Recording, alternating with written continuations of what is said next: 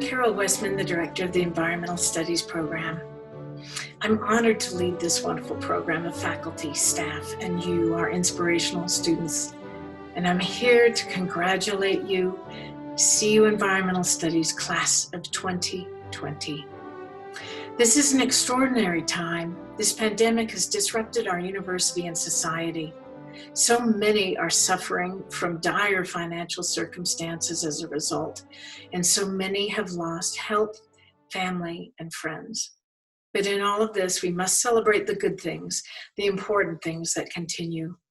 And here, we want to celebrate your graduation from college. Graduation is a time to reflect on your work and accomplishments over the last 4 or 5 years. We celebrate you now. This historic pandemic got in your way. You met up with history.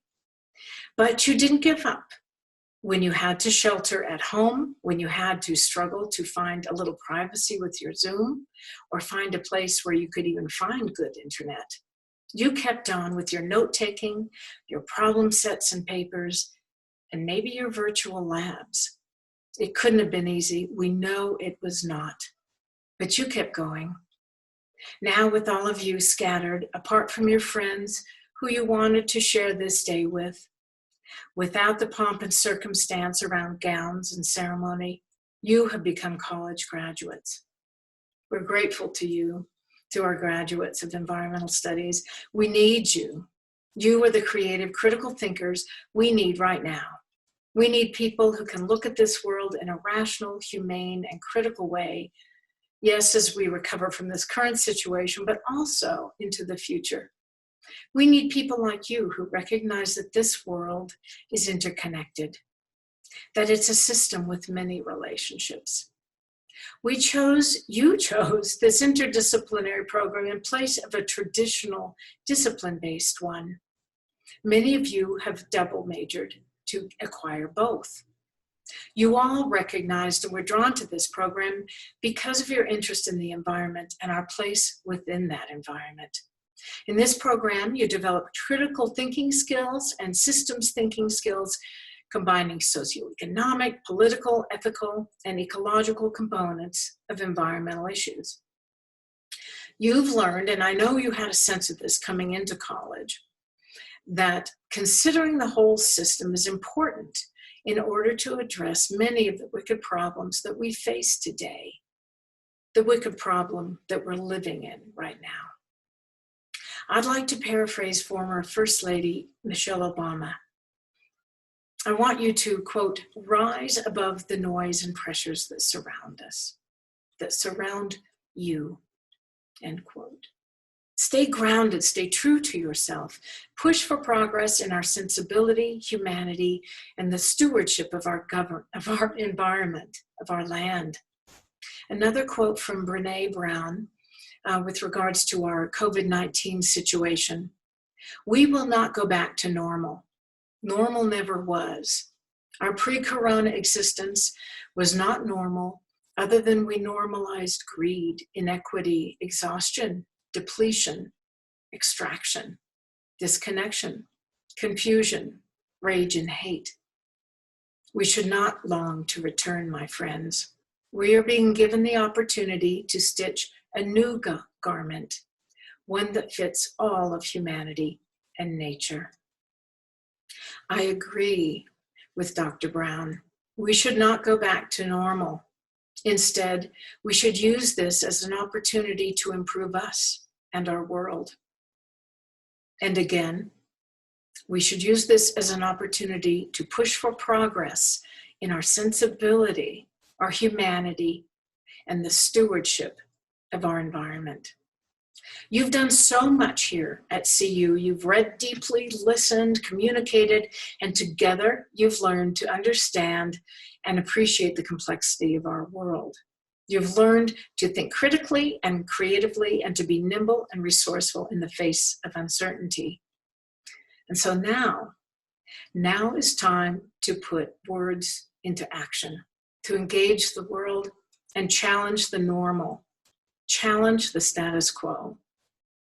Our ceremony this year is short.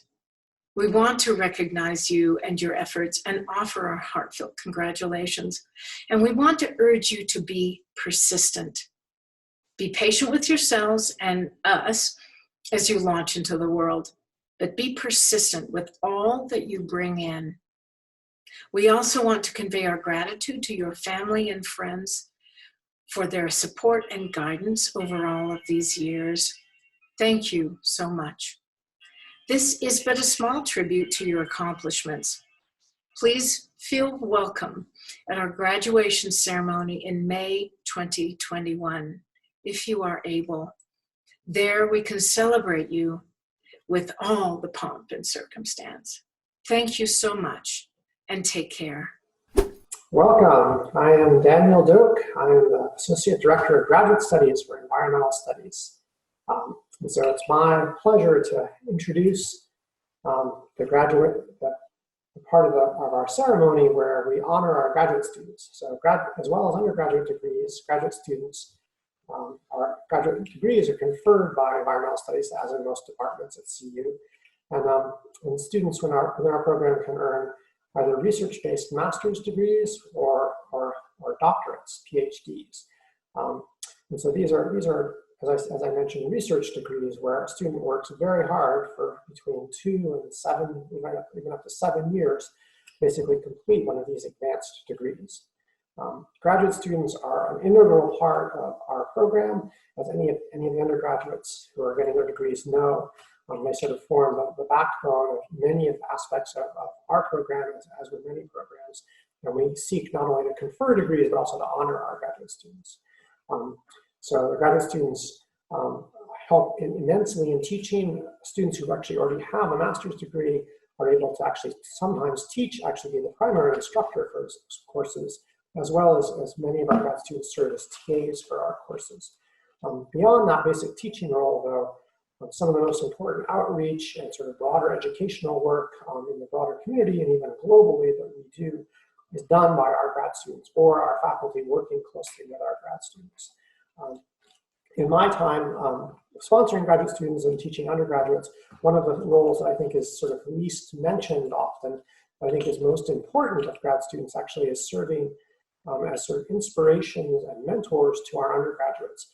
So many of the students, undergraduate students I've worked with who have done the most impressive work have been mentored very closely by graduate students and sort of see them as the first people who really are most inspirational to them. So as well as conferring degrees in our graduation ceremony, one of our traditions here in environmental studies is to recognize at least some of the excellent work done by our grad students by awarding excellence awards. And we do these annually in 3 areas: teaching, service, and research. This year, Olivia Perriman is our recipient of the Excellence in Environmental Research Award. Jesse Egan receives our degree for excellence in service. And actually, for the first time, we had a difficult time deciding between 2 of the people who had been nominated for the Excellence in Teaching Award. And we decided to award it jointly to 2 different people. One is Lee Frankel Goldwater, and one is Jeremiah Osborne Garway. And both of them, in quite different aspects of teaching, have just excelled in teaching, especially undergraduate teaching. The primary thing we do in our annual graduation ceremony is actually confer, in terms of graduate work, sort of conferring degrees, master's degrees and PhDs. One of the things which is sort of hard to summarize easily is how varied the graduate work is that people do in our program. And this too, I think, is something that's actually quite inspirational often to our undergraduates, that we have people working and receiving PhDs or master's degrees this year, working in everything from aspects of biogeochemistry and polluted waterways in the western states, especially Colorado, to working on aspects of sort of biotechnology policy and social discourse in India. And there's a lot of work in between, from local and regional and global policy, environmental biogeochemistry, many other fields as well. One of our other degrees this year is going to be is awarded for work in basically human coyote interactions in the American West, the Rockies, especially in Colorado. So I think it's worth taking a moment to just realize there are so many different fields of study that people can do in environmental studies, and our students and our faculty and undergraduates also exemplify this broad range of interests. So the very final aspect of receiving a PhD or a master's degree at our university or any university in the world is what's called the ceremony of being hooded. And so there's many, many steps to receiving and working on a research-based graduate degree. And our students would probably tell you there's more steps than they ever could possibly have imagined when they started the process. But the final tradition, which confers a degree on someone, is a tradition which goes back to the Middle Ages in Europe. And it's what's called hooding. And so I would normally now let advisors hood their graduate students basically finally confer their degree. In the absence of being in person, I'd like to demonstrate how hooding works. Many students have told me in the past that the only time they ever actually understood what hooding meant and how it worked was when they finally received their own degree. But it comes in handy to understand how this works, because for our students who will then go on to become to take academic careers, basically they have to then hood their own students eventually. So this is my volunteer, and he can introduce himself.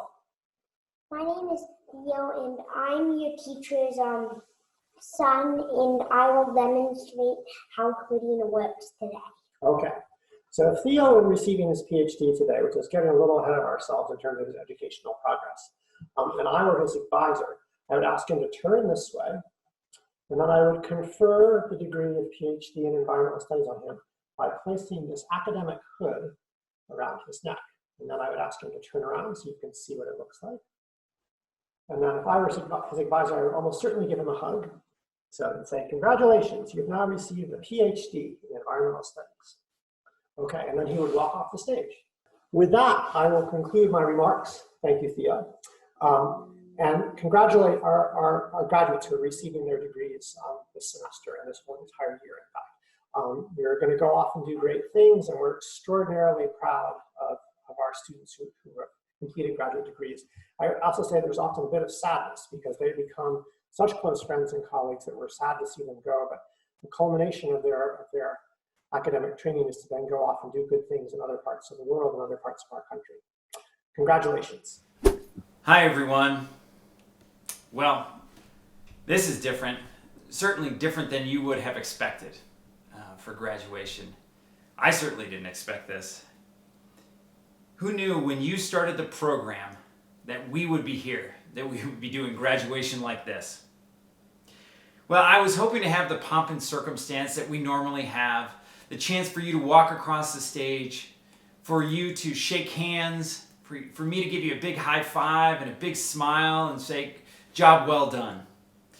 Well, here we are in unprecedented times, and we're doing it this way. I'm sorry that I can't be there in person to congratulate you for all the excellent work that you have done. But I do want to let you know I am so very excited for you and so very proud of you. You know, to be honest, I miss you. I miss all of you. I miss the interactions. I miss being at CU. I miss being at Seek. It's so vibrant there. There's full of energy. We're always talking about things about sustainability and food and energy and a whole bunch of things. It really, really is exciting. And now I'm in the office talking over Zoom calls all the time. Life has changed. So here we are, graduation. This is your day. Before we begin, and I say a few more remarks, I wanted to read you a poem by Wendell Berry. And I think that really puts into perspective at least the place that I am, and I think a lot of you are. When despair for the world grows in me, and I wake in the night at the least sound, in fear of what my life and my children's lives may be, I go and lie down where the wood drake rests in his beauty on the water, and the great heron feeds. I come into the peace of wild things who do not tax their lives with forethought of grief. I come into the presence of still water, and I feel above me the day-blind stars waiting with their light. For a time I rest in the grace of the world and am free. I think it's a great poem, and it really speaks to sort of where we are now. And also for you, those who really like to get out in nature and into wild places. So first of all, I want to say congratulations to each of you. Marianne Scheichel from Environmental Policy, Hannah O'Neill, also from Environmental Policy, Garrett Stoll from Sustainability Planning and Management, Jennifer Shriver from Sustainability Planning and Management, and Dana Schultz from Sustainable Food Systems. You have all worked incredibly hard. Now, Jen, you came in with our first cohort. How things have changed. I remember you coming in with your smiling face and always so excited just to learn. I'm so appreciative of every time I see you. You just exude warmth and a genuine nature to build relationships with our students and with our faculty. Your interest in building those deep and meaningful relationships really is something that comes through every time I see you. You've been a model for our students as to how to do a full-time career with gaining a master's. Thanks for being such a bright and shining star in the program. And Dana, how wonderful it has been to get to meet you and to get to know you. And I can relate to your Midwest roots. You've brought kindness and candor in a way that really the upper Midwest can do. You know, you could tell when you come into a room and that you've shown up, that there's not only just, you're so positive. I've heard about the dance parties that you have in your capstone projects before meetings start. And also about the really low tolerance you have for fluff. I really do appreciate that. Now, Garrett, as the program went on, I could see that your head was so filled with new knowledge and so many new ideas. And when your entire capstone team went down to Brazil and you stayed behind, you met with your advisor, you sent your advisor emails. And she recalled those emails were really a turning point for you. And the way that you really met that new knowledge head on, there was great insight that she could see and just how deeply passionate and inquisitive you were about the work that you had been doing and about what you were to contribute. Throughout the program, your quiet poise has been very much appreciated. And also your technical expertise. And thanks to you too for helping get us and the faculty up to teaching remotely this semester. Now, Marianne, what a joy it's been to have you around the program as well. You've been a massive help with our students in environmental policy and with Lydia as our specialization assistant. Working in recruiting events and working with our diversity, equity, and inclusion initiatives. And also working with tribes for your capstone project on issues of drought and working with the National Oceanic and Atmospheric Administration. You really gave great effort and really appreciative to the work that you've done. And Hannah, thanks to you for your involvement in the program. Now, what really struck me is how you were always trying to make the program better. We engaged in the strategic planning exercise, and you were front and center and really spoke up, and I appreciate that. And what I want to convey to you, too, is what I've heard from a number of faculty, that you gave the absolute best capstone presentation ever. You're inquisitive, you're organized, and meticulous and driven. And just weeks into your capstone project, you already became an expert on Colorado conservation in water, or water conservation in Colorado. People look to you for that. You did a fantastic job. Now, to each of you and all of you, the program has become better and stronger because of your involvement. I'm sorry that I can't tell you this in person, but I'm so proud of each and every one of you. Now, what does the next chapter hold for each of you? I'm confident that you're going to find success. These are unprecedented times, yeah. You've built the right foundation with your CU education. I believe that you are going to make great things happen. And that same spirit of achievement and growth and that entrepreneurial spirit, you're going to take as responsibility for the Master's Environment graduates. You are systems thinkers. You understand resilience. You've practiced leadership. Now let me talk a little bit about leadership.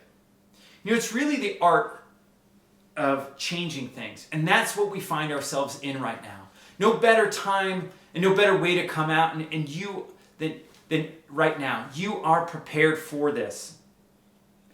You are there to challenge the status quo, to challenge processes, to not do things business as usual.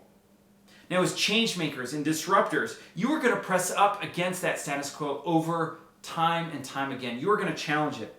And it can be frightening.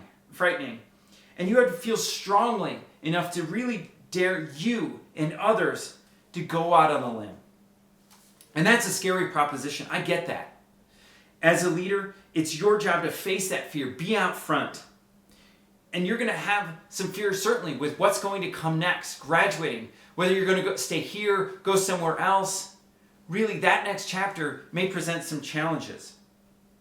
And that discomfort, that's going to stretch you. And that's where the learning comes in. It means that you're learning.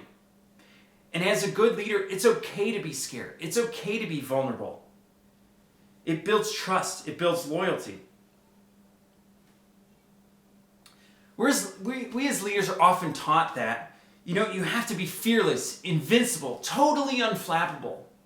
But we know, especially after going through COVID, that's not the case. I hear you. This is the same with me. Me too. This has been one of the most trying times in my life, and I'm sure you have felt it. This situation hasn't occurred for me, for you before. It worries me. I think about the health and well-being of my family. I think about the health and well-being of the MEMV community. I'm not invincible and always upbeat, and that's okay. Being vulnerable is being part of being a leader. Now, lastly, I want to challenge you to channel that fear. It can give you and your team, it can drive you to do more, to dream more, to do bigger things. And I know you can do this. And now, as you transition from students to alumni, you have a new responsibility. There's no better way to increase the currency of your degree than being outspoken champions for MEMV.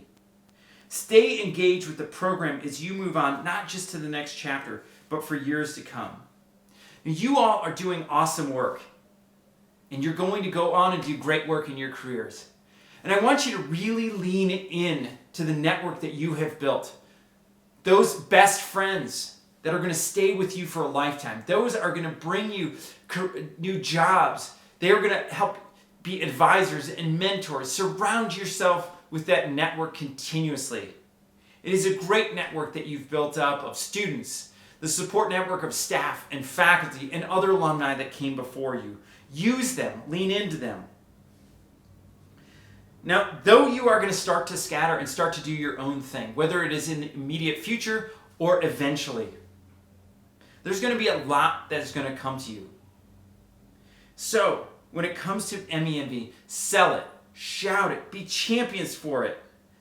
Be proud of what you have accomplished and who you have become. And as you continue onwards in your next chapters, confront those fears head on, and I encourage you to always be a change maker. Congratulations to each and every one of you. Go Buffs! Hello, my name's Dale Miller. I'm a senior instructor in environmental studies here at the University of Colorado Boulder. And I also, as part of my job, have the great honor and pleasure of directing our departmental honors program, which I've done for the past 16 years. And I've seen a number of students go through the program, and I'm happy to do it. This might be our best crop of honors graduates. I would normally be wearing my graduation regalia, which of course would be a flat hat that looks a little odd, and also a gown. Fortunately, my cap and gown are locked up in my office on campus, and so I didn't have access to them. Tried to do the best I could wearing my nightgown at first, but that didn't seem right. So I decided to go the next best thing, and that's a blue blazer and a plaid shirt. Some of you might not be used to seeing me in plaid, but sometimes I do wear plaid. So this semester, Environmental Studies has 15 students graduating with Latin honors. Latin honors, we call it that big, mostly because of the name that's given to each level of honors. It's not because you have to speak Latin. The different levels are cum laude, magna cum laude, and summa cum laude, all of which mean in Latin with honors, or with high honors, or with highest honors. It is a remarkable achievement, and I am proud of each one of these students, as I know are their families, friends, peers, and animal co-inhabitants. So I would like to start by naming each of the Environmental Studies honor students and their level of honors that they've earned, and asking them to stand while we celebrate their achievement. So graduating this semester with cum laude honors, Joshua Hartman, Naya O'Reilly. Graduating this semester with magna cum laude honors, Nora Appelgren, Zachary Schwartz, Madison Sjogren, Saul Shepard, Izzy Sofio. And graduating this semester with highest honors, summa cum laude, Annika Cobb, Devin Daly, Katie Eamon, Mickey Redmond, Samantha Savrin, Alyssa Walker, Kate Washburn, and Michelle Wolf. A list of names I love to read through because I've had so many wonderful memories of them already, and they're not even gone. There's a little history that'd be useful to know about honors on the Environmental Studies, or in Environmental Studies, but also on the C of Boulder campus. It's one of the oldest honors programs in the country. Many universities and colleges award honors to students based just on their GPA, which is not a just, because that's quite an achievement in itself. But at the University of Colorado, beginning 100 years ago, roughly, the university decided that they wanted to give students a way to distinguish themselves, other than just, other than only through their grade point average. So they started allowing students to do projects, and it evolved over the years till around 1981. The decision was made that all students who receive honors, Latin honors at the University of Colorado, would write an honors thesis. And it's evolved over the years since then. We're basically following the same protocol now. There are 40 departments and programs in the College of Arts and Sciences here at the University of Colorado Boulder, from which 221 students are graduating with Latin honors this year. Each year, environmental studies students make up a noteworthy percentage of the total number of honors graduates in the college, a situation I personally blame on the many attributes of the environmental studies major. For instance, the desire to make a change in the world using their intelligence, perseverance, their creativity, their hard work, and their willingness to collaborate. To graduate with honors at University of Colorado Boulder, a student must have a history of academic excellence, then develop a research topic, form a committee of at least 3 faculty advisors, and from at least 2 departments, research the topic under the guidance of the committee and write a 50-page or more thesis that offers a new or creative solution to a problem. Finally, defending the thesis in a formal presentation to their committee. We have 15 students graduating this semester who last month successfully defended their theses. During the process, there was sometimes doubt, frustration, anxiety, and I know a few tears, but I try not to show them. Yet they persevered and impressed their committee members, who recommended to the Campus Honors Council in a letter of support that each student receive Latin honors at various levels upon graduation, and they thus achieved success. Each student worked hard to overcome high hurdles in the process, so let's give the group a nice round of applause in our own ways and celebrate their achievement. Greetings, class of 2020. I'm Lisa Dilling, the chair of undergraduate studies for environmental studies, and I'm also a faculty member here in environmental studies. I wanted to talk to you today to wish you a very, very happy congratulations on your graduation, on reaching this moment. This is an amazing achievement that you have done, and we know how much you've worked, how hard you have worked, all the classes you've been taking, exams, tests, projects, and so on, and as well all of the time you've been spending on all of your activities, your volunteer work, all the things you have put into CU and to environmental studies all of these years. I don't know a more passionate group than you, the class of 2020 and the environmental studies majors in general.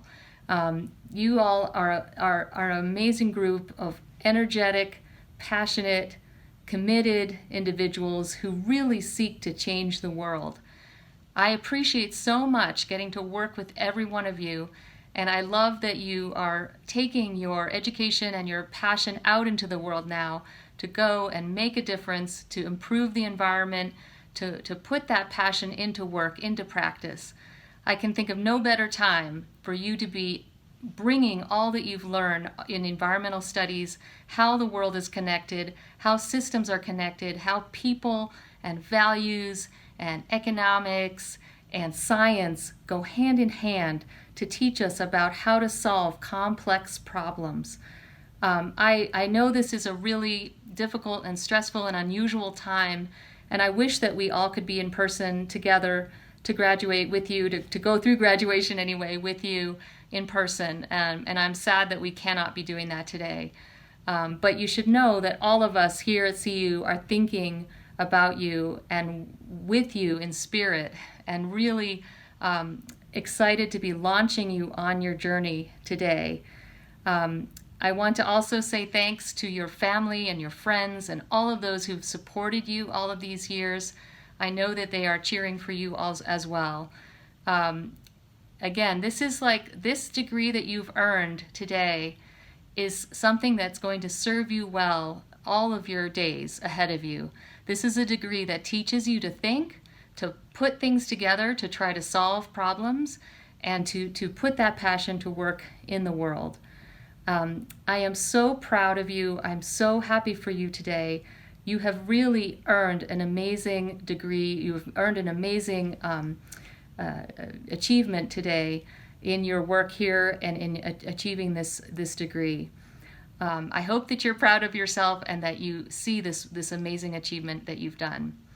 I also just want to say, keep in touch. We want to hear from you. We want to hear what you get up to, what you're doing next, what you've encountered in the world. Reach back, talk to us, let us know how you're doing and what kind of work you're engaged in, what kind of volunteer options you're engaged in, and so forth. We are always excited to hear about what happens when our graduates go out into the world and what they bring to the world and what they bring back to us. So that said, I just want to wish you again congratulations. I'm so happy for you. I wish we could see each other in person, but given that we can't, and this is the best we can do, is here's at least meet over Zoom. But do reach out, do email us, do let us know how you're doing. I always want to hear from you. So with that said, congratulations, class of 2020, and go Buffs! Just to wrap up this celebration, I would like to add a thought. First, think of the places you're most comfortable. Hiking in the beautiful mountains, vacationing on a beach, streaming Netflix, predictable daily routine. We all need to feel comfortable. Everyone has a comfort zone. But if you try to spend your life in that zone, there's no growth. Around the zone is challenging or learning, on the edge. A range of experiences here. It's not easy, but this is where the learning is. It stretches beyond comfort. It's challenging, but you're growing. You're waking up. Beyond that is excessive risk, no doubt. Some places where you definitely are not ready to go yet. It's too traumatizing. Think of launching into the deep end of the pool if you don't know how to swim. But the point is, if you stay where your comfort zone is, it will get smaller as you isolate yourself from life and from being human. So to quote Brené Brown again, you have to walk through vulnerability to get to courage. The comfort zone actually increases in size with more challenge as you gain knowledge, as you gain experience, and as you gain courage. We on Earth are being confronted while in our comfort zones by many crises, this one in particular. But don't forget all the others, the climate change, violence, pollution, species and habitat loss, overpopulation and social strife. But if enough of us can manage to come out of those comfort zones beforehand to confront the challenges, humans and the rest of the life here might stand a chance. I'm hoping you've increased your comfort zone in environmental studies and you recognize your courage and where new challenges lie. I hope that you have found where your edge is and where to push.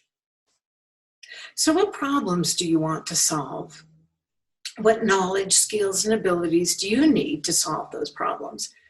How can you be a lifelong learner to stay adaptable and nimble in these times? I hope that your time in environmental studies here at CU has given you tools and insights, has challenged you, and has helped you be a lifelong learner. You are the critical thinking, collaborative, solution-driven problem solvers that we need in this world.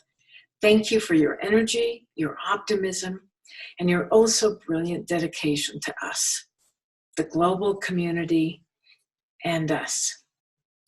So with very best wishes to you and yours as we pull out from this pandemic, may I offer you congratulations. Congratulations to the CU Environmental Studies class of 2020.